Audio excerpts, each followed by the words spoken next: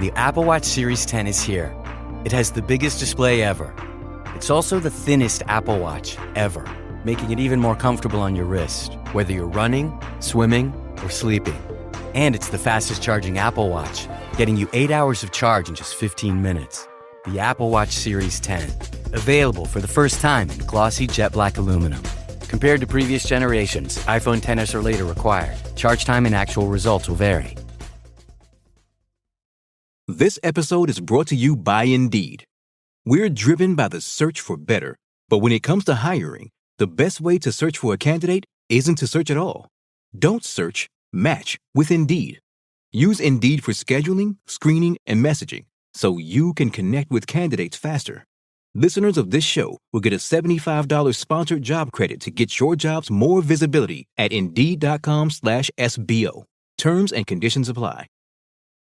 This is Optimal Living Daily, Emotional Mastery by Steve Pavlina of stevepavlina.com, and I'm Justin Malik.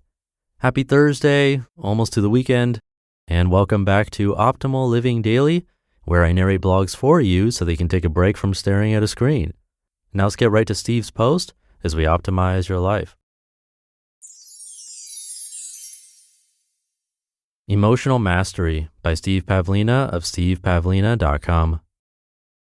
I received much feedback on the previous post regarding the challenge of consciously directing one's thoughts to feel a certain way. First of all, recognize that there are people and corporations with a strong vested interest in conditioning you to maintain the false belief that you need some kind of external validation to feel a certain way. Marketers spend billions of dollars each year to convince you that you need to drink their soda, eat their food, wear their clothing, drive their cars, and shop at their stores to feel happy, cool, fashionable, popular, confident, successful, etc. Who benefits most when you adopt the belief that you need to dress a certain way to feel fashionable or drive a certain car to feel cool? When you understand that you have the innate ability to consciously direct your thoughts to create any feeling you want, whenever you want, you're not going to make such people rich, but you will be much more free since you'll gain the power of conscious control over your emotional states. This is a skill that takes practice, but it is a learnable one. For example, in a matter of minutes, I can get myself to feel any emotion I want, and for those I've already anchored, I can put myself into that state in less than 5 seconds. This is nothing unique. Experienced actors can do it too. If an actor can laugh uproariously, or cry rivers of tears, or shout with intense anger over something completely fake, then you can certainly learn to be 100% confident on cue as well, and really experience the genuine emotion. My favorite emotion is a state of feeling unstoppable, which is one I anchored at a Tony Robbins seminar. Anchoring means conditioning a specific emotional state to be linked to a simple trigger, just as Pavlov conditioned his dog to link getting fed with the sound of a bell. So if I make a certain movement, I automatically surge into this emotional state within a few seconds. In my old Taekwondo studio, I noticed another student firing off an anchor several times during sparring matches. The tennis player, Andre Agassi, and the basketball player, Byron Scott, both used emotional anchoring in their athletic careers. And I've read that emotional conditioning has been used by German Olympic teams with outstanding results. The U.S. Olympic teams are generally much further behind in this area. Anchoring is well covered in Tony Robbins' Unlimited Power book, and he also takes you through it directly in his live seminars, and he covers it in his Personal Power audio program. Something really cool I discovered is that once I've conditioned an anchor, I don't even have to physically fire it off. If I merely imagine myself making the particular motion, it still works. So Wednesday night when I was being introduced as the speaker, I mentally imagined myself firing off my trigger for confidence. And by the time I reached the lectern, I was feeling 100% confident. Yes, 100%. No nervousness or self-doubt whatsoever. Advertisers use anchoring on you all the time. This is why Pepsi will pay someone like Michael Jackson $20 million to be in a 30-second commercial. Okay, so that was years ago. They want to condition you to link the emotions you get from hearing a particular song to their product. This emotional conditioning works a lot better than trying to logically argue why you should consume sugar water and chemicals. And it absolutely works to the tune of billions. Dr. Wayne Dyer said that when he was learning about self-actualization in college, a professor posed this question: If a totally self-actualizing person unknowingly showed up to a formal event wearing overly casual attire, how would he or she react? The answer? He or she wouldn't even notice. That's the state of total emotional mastery, where no external event can knock you into a negative emotional state, a mind like water. The problem isn't that external events have control over your emotions. The problem is believing that they do. Abandoning this belief and realizing that you have the innate ability to control how you feel at any given moment, regardless of your circumstances, is the first step to emotional mastery. Events are neutral. What causes you to feel a certain way is how you interpret an event, how you think about it. The same event, even one so serious as the death of someone close to you, will be interpreted differently by different people. You were taught to represent certain events to yourself as tragic, while other people on this planet were taught to celebrate those same events. The event itself has no meaning but the meaning you assign to it, and that act of assigning meaning, whether done consciously or unconsciously, is what causes you to feel a certain way. Once you understand this, you begin to take conscious control over these assignments. When stricken with a terminal illness, some people interpret it as terrible and go into a deep depression. Others interpret it as a challenge and find a way to overcome the illness. And still others see it as a wake-up call to reevaluate their priorities and make the best possible use of the time they have left, developing deeper bonds with the people around them and living much more fully. To some people, it's an ending, while to others, it's a new beginning. But this doesn't have to be a subconscious reaction. It can be a conscious choice. Whenever something happens that you would normally say makes you depressed, you can choose to find and assign an alternate interpretation that makes you feel empowered instead of disempowered. Instead of failure, you can see a learning experience. Instead of a loss, you can focus on deepening your feelings of gratitude for what you do have. Instead of rejection, you can see a temporary mismatch and a renewed opportunity to find the perfect fit.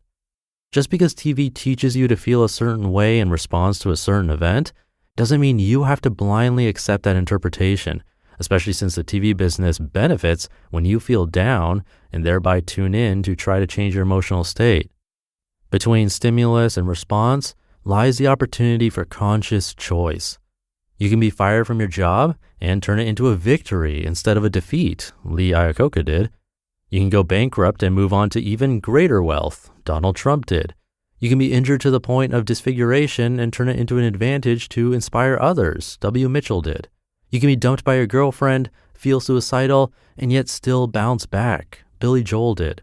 And on the other hand, you can enjoy outstanding external success and yet abuse yourself to the point of death, John Belushi did. For any seemingly negative event, you can find someone who turned it into an empowering experience. And for any positive event, you can find someone who interpreted it in such a way as to destroy themselves.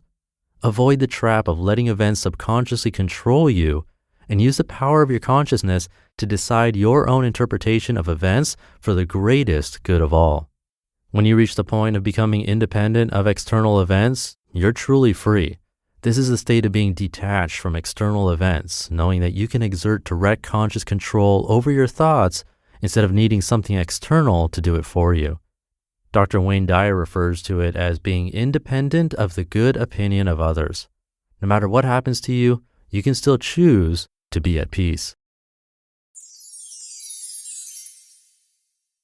You just listened to the post titled Emotional Mastery by Steve Pavlina of stevepavlina.com, and I'll be right back with my commentary. Make your next move with American Express Business Platinum. You'll get 5 times membership rewards points on flights and prepaid hotels booked on AmexTravel.com. Plus, enjoy access to the American Express Global Lounge Collection. And with the welcome offer of 150,000 points, your business can soar to all new heights. Terms apply. Learn more at americanexpress.com/business-platinum. Amex Business Platinum, built for business by American Express. Build a routine with Ollie that supports your wellness needs, like getting your daily vitamins and minerals with Ollie's multi-gummies, or keeping your mood upbeat with all the vitamin D in Hello Happy. Give your gut health some support with probiotics, and wake up feeling refreshed after taking Ollie Sleep. Do wellness on your terms. Find Ollie at a Walmart or Target near you or at ollie.com. These statements have not been evaluated by the Food and Drug Administration. This product is not intended to diagnose, treat, cure, or prevent any disease. Thank you to Steve. Personally, I think this is one of the most important concepts in personal development. Across the many thousands of episodes of this show, I'd probably put this general idea into the top 5, I think, at least practically speaking. With meditation, oftentimes people will start with a gong sound, and that can serve as an anchor, bringing a sense of calm and presence just with the sound alone, if you do it enough. But if you want something you can try yourself, here's a different example. So let's say you want to anchor a feeling of confidence. First, think of a time when you felt really confident. Maybe it was after giving a great presentation or just achieving something you're proud of. Really get into that memory. Remember how you felt, how you stood, what you were thinking. And while you're feeling those confident feelings strongly, make a specific gesture. Maybe touching your thumb and middle finger together or making a fist. The key is to do this same gesture several times while in that confident state. So you can do this by using your memory and really envisioning these confident moments. And you can also do it when you actually have a moment of confidence sometime during the day. Make that gesture. Then after practicing this a few times, you'll notice that just making that gesture can start to bring back those confident feelings, even in situations where you normally feel nervous. It's like creating your own on switch for confidence.